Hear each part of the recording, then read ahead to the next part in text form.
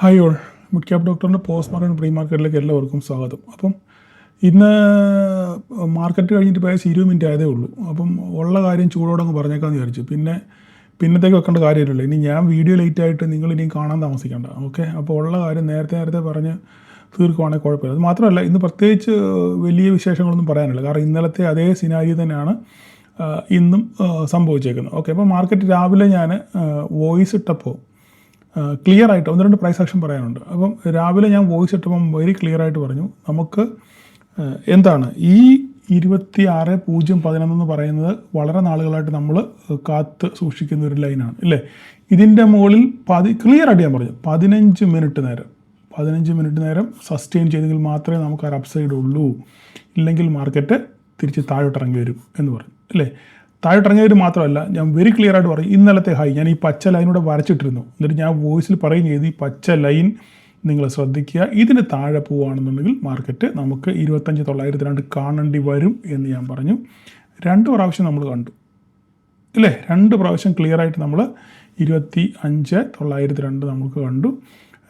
ധാരാളം പേര് സ്ക്രീൻഷോട്ടൊക്കെ അയച്ചു തന്നു. ശരി, സന്തോഷം. സ്ക്രീൻഷോട്ടുകൾ കാണുമ്പോൾ എനിക്ക് സന്തോഷമാണ്. പക്ഷേ നമ്മൾ എപ്പോഴും ഒരു കാര്യം ചിന്തിക്കണം, ന്യായത്തെ വിട്ട് ഒരു പരിപാടിക്ക് നിങ്ങൾ നിൽക്കരുത്. നിങ്ങൾക്ക് തോന്നും ഓക്കെ ഇവിടുന്ന് ഉറങ്ങും എടുത്താൽ കുഴപ്പമില്ല, എല്ലാം അനുകൂലമാണെന്ന് തോന്നും, പക്ഷെങ്കിൽ അതായിരിക്കും നിങ്ങളെ നശിപ്പിക്കുന്നത്. അതുകൊണ്ട് ന്യായം ഞാൻ എന്തുകൊണ്ട് എപ്പോഴും എനിക്ക് നിങ്ങൾക്ക് പിന്നെ ഇത് കേൾക്കുമ്പോൾ വിരക്തി തോന്നുമെങ്കിലും എനിക്ക് പറയാൻ നാണക്കേടാണെങ്കിലും ഇത് നിങ്ങൾ പാലിച്ചെങ്കിൽ മാത്രമേ നിങ്ങൾക്ക് നിലനിന്ന് പോകാൻ പറ്റത്തുള്ളൂ. നിങ്ങൾക്ക് തോന്നും ഇവിടുന്ന് നല്ലൊരു ഓപ്പർച്യൂണിറ്റിയാണ്, ഇവിടുന്ന് വീണ്ടും എടുത്തു കഴിഞ്ഞാൽ എനിക്കൊരു ഓപ്പർച്യൂണിറ്റി കിട്ടും എന്ന് തോന്നും. അങ്ങനെ മാർക്കറ്റ് തോന്നിപ്പിക്കുകയും ചെയ്യും. അവസാനം നമ്മൾ പെട്ടുപോകും. കിട്ടിയത് കൂടെ കൊടുത്ത് നമ്മൾ തിരിച്ചു പോകേണ്ടി വരും. ഇന്ന് ഏകദേശം 11 മണി ആയപ്പോൾ തന്നെ നിങ്ങൾക്ക് ന്യായമായിട്ടുള്ള പ്രോഫിറ്റ് മാർക്കറ്റിൽ നിന്ന് കിട്ടി നിങ്ങൾക്ക് പോകാനുള്ള അവസരം ധാരാളം പേർക്ക് ഉണ്ടായിരുന്നു ഇല്ലേ. അപ്പോൾ ഞാൻ ഗ്രൂപ്പിൽ പറയുകയും ചെയ്തു, നിങ്ങൾക്ക് കിട്ടിയതും കൊണ്ട് നിങ്ങൾ വീട്ടിൽ പോവുക, ഇനി നിങ്ങൾ ട്രേഡിന് നിൽക്കരുത് എന്നൊക്കെ ഞാൻ വിശദമായിട്ട് ഞാൻ ഗ്രൂപ്പിൽ പറഞ്ഞിരുന്നു അല്ലേ. അപ്പോൾ അത് കേട്ട അനുസരിച്ച് മുന്നോട്ട് പോയവർക്ക് കൊള്ളാം, ഇല്ലാത്തവർക്ക് ഞാൻ എന്താ പറയേണ്ടത്, നിങ്ങൾ കമൻറ്റ് ചെയ്യുക. കിട്ടിയത് തിരിച്ചു കൊടുത്തോ അതോ പിന്നെ കിട്ടിയത് പോക്കറ്റിലിട്ടെന്നുള്ള കാര്യം നിങ്ങൾ കമൻറ്റ് ചെയ്യുക. കാരണം നമ്മൾ മാർക്കറ്റിൽ നമ്മൾ നാളെ ഉണ്ടോ ഇല്ലെന്നുള്ളതാണ് ചോദ്യം ഇല്ലേ. മാർക്കറ്റ് ഇന്നും നാളെ മറ്റന്നാൾ അടുത്ത വർഷം അടുത്ത മാസങ്ങളൊക്കെ ഇവിടെ തന്നെ കാണും. പക്ഷേ നാളെ മാർക്കറ്റിൽ നമുക്ക് ട്രേഡ് ചെയ്യാൻ കാശുണ്ടെന്നുള്ളതാണ് ചോദ്യം. നമ്മുടെ പോക്കറ്റ് പൈസ ആണെങ്കിൽ നമുക്ക് ട്രേഡ് ചെയ്യാൻ പറ്റത്തുള്ളൂ, ശരിയല്ലേ. അപ്പോൾ അതുകൊണ്ട് കൃത്യമായി ന്യായം പാലിച്ച് മുന്നോട്ട് പോകുക. ഞാനിത് പറയുമ്പോൾ നിങ്ങൾക്ക് തമാശയും ചിരിയൊക്കെ തോന്നും, പക്ഷേങ്കിൽ പിന്നെ അവനോ ഞാൻ പോട്ടെ, അത് ഭാഷ പറഞ്ഞാൽ ശരിയായി പോകുന്നില്ല. ഓക്കെ, അപ്പോൾ അതുകൊണ്ട് വേദനിക്കണമെന്നുണ്ടെങ്കിൽ അവനവന് വരണം. ഓക്കെ, അപ്പോൾ അത് വേദനിച്ചവർ ധാരാളം ഉണ്ടെന്ന് ഞാൻ മനസ്സിലാക്കുകയും ചെയ്യുന്നു. അപ്പം മാർക്കറ്റ് ഓക്കെ, ഞാൻ മാർക്കറ്റിലോട്ട് വരാം. ഇപ്പോൾ 979 ഞാൻ ഒരു പച്ച ലൈനോട് വരച്ചിട്ടിരുന്നു. ഞാൻ പറഞ്ഞതിൻ്റെ താഴെ പോവുകയാണെന്നുണ്ടെങ്കിൽ നമുക്ക് 902 കിട്ടുമെന്ന് പറഞ്ഞു.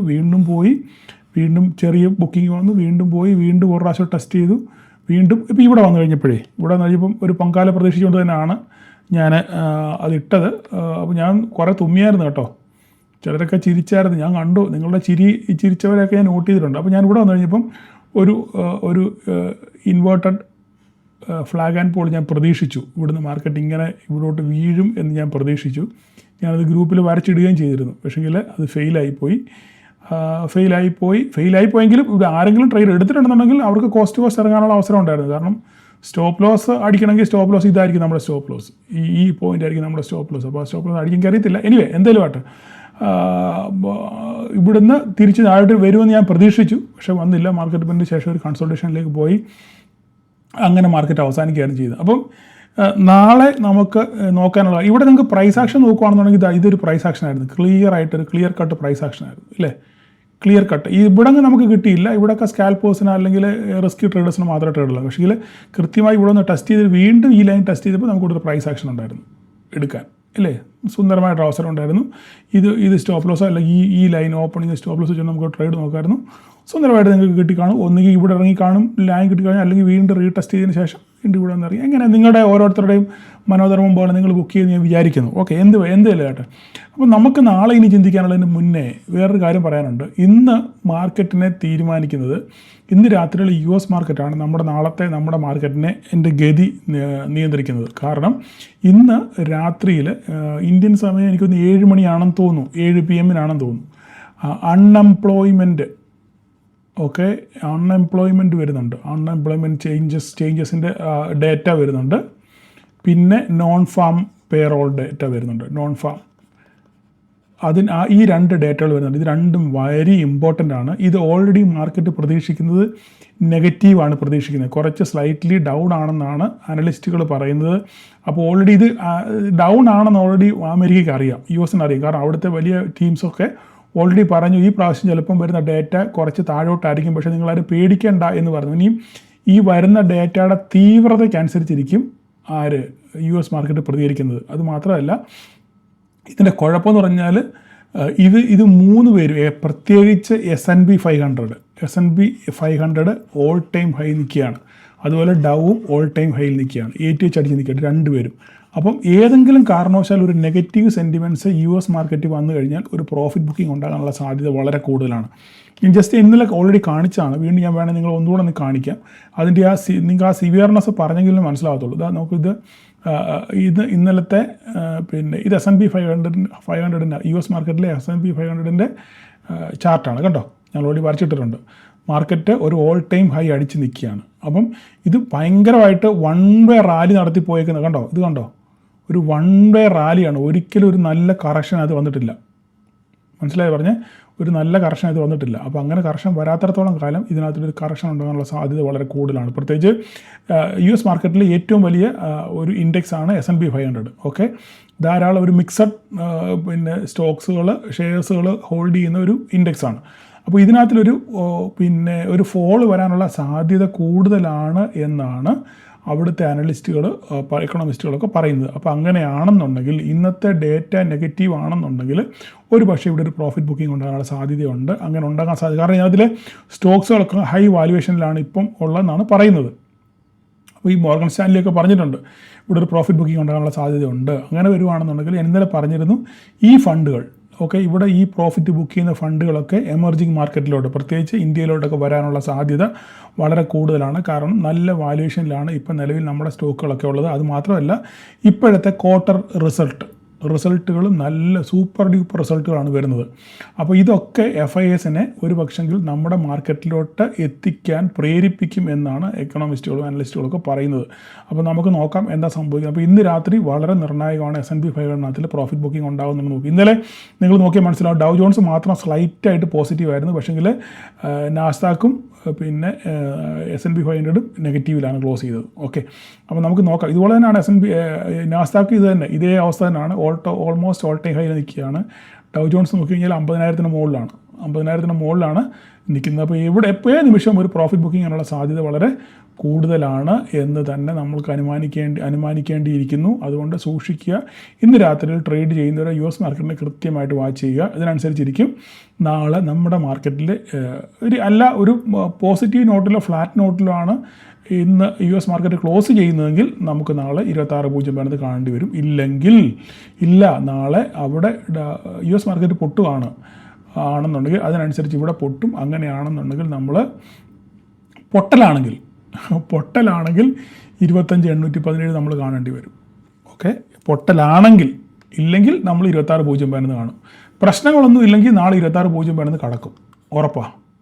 പ്രശ്നങ്ങളൊന്നും ഇല്ലെങ്കിൽ, ഇനി അല്ല അവിടെ അലമ്പാണെന്നുണ്ടെങ്കിൽ അപ്പോൾ പിന്നെ ഗ്യാപ് ഡൗൺ ആയിരിക്കുമല്ലോ ഓപ്പൺ ചെയ്യുന്നത്. അങ്ങനെ ഗ്യാപ് ഡൗൺ ഓപ്പൺ ചെയ്യുകയാണെന്നുണ്ടെങ്കിൽ 25,817 ശ്രദ്ധിക്കുക. ഇവിടെ എന്താണ് സംഭവിക്കുന്നത്, ഇവിടെ വന്ന് തട്ടി തിരിച്ച് കയറി പോവുക, അതോ ഇങ്ങനെ താഴോട്ട് പോകുന്നത്. അങ്ങനെയാണെങ്കിൽ നമുക്കവിടെ ഒരു സംഭവം ഉണ്ടല്ലേ, 600 സംതിങ്ങിൻ്റെ ഒരു ഇതില്ലേ, 687. ഓക്കെ, അങ്ങനെയാണ് നമുക്ക് പറയാൻ പറ്റത്തില്ല 687 വരുമെന്നുള്ള കാര്യം അറിഞ്ഞില്ല. ഇവിടെ ഈ ഗ്യാപ് ഡൗൺ ഇവിടെയാണെന്നുണ്ടെങ്കിൽ ഇത് നോക്കുക, ഇവിടെ തിരിച്ച് കയറി പോകുക നോക്കുക. ഇല്ലെങ്കിൽ ഇത് പൊട്ടിയാൽ വീണ്ടും നമുക്ക് 25,687 കാണേണ്ടി വരും. എന്തായാലും നമുക്ക് നാളെയാണ് നിർണായകമായത്, ഇന്ന് രാത്രിയാണ് നിർണായകമായ ദിവസം. അപ്പോൾ ഇന്ന് നിങ്ങൾ ഗിഫ്റ്റ് നിഫ്റ്റിയെ, ഡൗ ജോൺസിനെയൊക്കെ വാച്ച് ചെയ്യുക.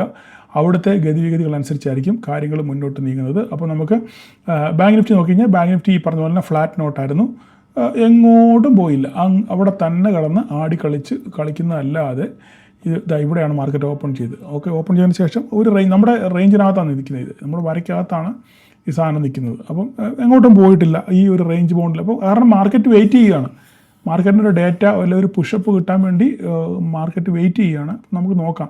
കാരണം ഇതിൻ്റെ 61,000 എന്ന് ബാങ്ക് നിഫ്റ്റി 61,000 എന്ന് പറയുന്ന ഒരു നിർണായകമാണ്, സൈക്കോളജിക്കലായിട്ടുള്ളൊരു റെസിസ്റ്റൻസ് ആണ്. അപ്പോൾ ഈ 60,000 കടന്നെങ്കിൽ ഒരു ഫർദർ മൂവ് നമുക്ക് പിന്നെ മുകളിലോട്ട് പറ്റത്തുള്ളൂ. ഇല്ലെങ്കിൽ പിന്നെ 60-360 പൊട്ടണം.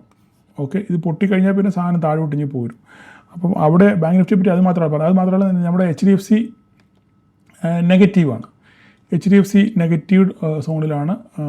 കണ്ടോ, HDFC നെഗറ്റീവ് സോണിലാണ് ട്രേഡ് ചെയ്യുന്നത്. 940 ഒത്തിരി താഴെയാണ്. അപ്പം ഇവിടെ ശ്രദ്ധിക്കണം, 919 എന്ന് പറഞ്ഞൊരു ലൈനുണ്ട്. 919 താഴെ പോകുകയാണെന്നുണ്ടെങ്കിൽ പിന്നെ നമ്മൾ ഫർദറായിട്ട് സൂക്ഷിക്കണം. അപ്പോൾ എന്തായാലും നാളെ നിർണായകമാണ്. അതുപോലെ തന്നെയാണ് ICICI ബാങ്ക് നോക്കിക്കഴിഞ്ഞാലും ഒരു സപ്പോർട്ട് ഏരിയയിലാണ് ഈ സാധനം നിൽക്കുന്നത്.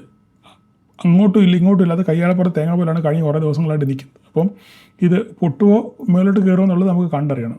ഇനി അടുത്ത നമ്മുടെ കഥാനായകനാണ് എല്ലാവരുടെയും ഫേവറേറ്റ് ആയിട്ടുള്ള മിഡ് ക്യാപ്പ്. മിഡ് ക്യാപ്പിനകത്തിൽ ഞാനൊരു ബോക്സ് വരച്ചിട്ടിട്ടുണ്ടായിരുന്നു. ആ ബോക്സിന് വെളിയിലോട്ട് സാധനം എങ്ങോട്ടും പോയില്ല, ഇല്ലേ? നമ്മളൊരു ബോക്സ് വരച്ച് ഞാനവിടെ ഇട്ടായിരുന്നു. അപ്പോൾ നാളെ ഈ ബോക്സ് എങ്ങോട്ട് ബ്രേക്ക് ചെയ്യുന്നു, നാളെ ഇപ്പം അവിടെ US മാർക്കറ്റ് നെഗറ്റീവ് ആണെന്നുണ്ടെങ്കിൽ ഇത് ബോക്സിന് വെളിയിൽ ചാടും. അങ്ങനെയാണെങ്കിൽ 13,840 ആയിരിക്കും നിർണായകം. ഈ ബോക്സിന് വെളിയിൽ എങ്ങോട്ട് ബ്രേക്ക് ചെയ്യുന്നു, മേലോട്ട് ബ്രേക്ക് ചെയ്യുന്നെങ്കിൽ മേലോട്ട്, താഴോട്ട് ബ്രേക്ക് ചെയ്യുന്നെങ്കിൽ താഴോട്ട്. ഇത് മാത്രം നോക്കിയിരിക്കുക. ഇന്ന് മാർക്കറ്റിനെ നമ്മുടെ മിഡ് ക്യാപ്പിനെ നയിച്ചത് BSE രാവിലെ കയറിപ്പോയെങ്കിലും തിരിച്ച് ഫ്ലാറ്റ് നോട്ടിലാണ് ക്ലോസ് ചെയ്തത്. അതുപോലെ ഹീറോ മോട്ടോകോപ്പും നെഗറ്റീവിലാണ്. കാരണം ഇന്ന് അവർ ഡിവിഡൻഡ് കൊടുക്കുന്നതിൻ്റെ ഡിവിഡൻഡ് ഡേറ്റിൻ്റെ റെക്കോർഡ് ഡേറ്റ് ആയിരുന്നു ഇത്. അപ്പോൾ അതുകൊണ്ട് ഒരു പക്ഷേ നാളെ മുതൽ ഹീറോ മോട്ടോകോപ്പ് താഴെ പോകാനുള്ള സാധ്യത വളരെ കൂടുതലാണ്. കാരണം 100 രൂപയും കണ്ടാൽ അവരുടെ ഡിവിഡൻഡെന്ന് തോന്നുന്നു.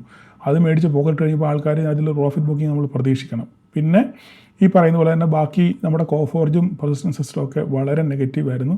എല്ലാവരും ഒരു ശോക മൂഡിലാണ്. അപ്പോൾ ഇവരെല്ലാവരും ഒന്ന് പെർഫോം ചെയ്തെങ്കിൽ മാത്രമേ ഒരു അപ്സൈഡ് റാലി നമുക്ക് മിഡ് ക്യാപ്പിനകത്തിൽ നമുക്ക് പ്രതീക്ഷിക്കാൻ പറ്റത്തുള്ളൂ. അതുകൊണ്ട് എന്തായാലും ഇന്ന് രാത്രി നിർണായകമാണ്. ഇന്ന് രാത്രിയിലെ US മാർക്കറ്റിൻ്റെ ഗതിവിഗതി അനുസരിച്ചിരിക്കും നാളെ നമ്മളുടെ മാർക്കറ്റും. ഓക്കെ, അപ്പം നാളെ എന്താ സംഭവിക്കുന്നുള്ളത് ഇന്ന് രാത്രി 7 മണി കഴിയുമ്പോഴേ നമുക്ക് കറക്റ്റ് അറിയത്തുള്ളൂ. ഓക്കെ, എന്തായാലും കാത്തിരിക്കുക. ഞാൻ പറഞ്ഞല്ലോ, മാർക്കറ്റ് എങ്ങോട്ട് പോകുന്നത് ഒരു ട്രേഡറെ സംബന്ധിച്ചിടത്തോളം മാർക്കറ്റ് എങ്ങോട്ട് പോയാലും വിഷയമുള്ള കാര്യമല്ല, ട്രെൻഡിനകത്ത് പോകാന്നുള്ളതേ ഉള്ളൂ. ഓക്കെ, കമന്ന് വേണം കാപ്പണം, ഇല്ലേ? നമ്മൾ പൈസയ്ക്ക് വേണ്ടിയാണ് നമ്മൾ ട്രേഡ് ചെയ്യുന്നത്.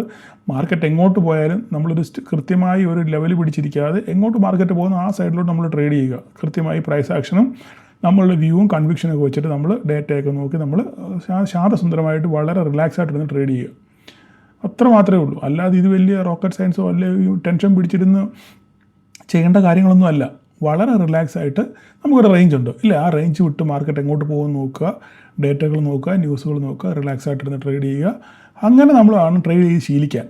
ഓക്കെ, അപ്പം അത് കുറച്ച് പേർക്കൊക്കെ കാര്യങ്ങൾ മനസ്സിലായിട്ടുണ്ടെന്നാണ് എൻ്റെ വിശ്വാസം. എനിവേ, എന്തായാലും നാളെ എല്ലാവർക്കും ഒരു പ്രോഫിറ്റബിൾ ഡേ ആശംസിക്കുന്നു. Thank you.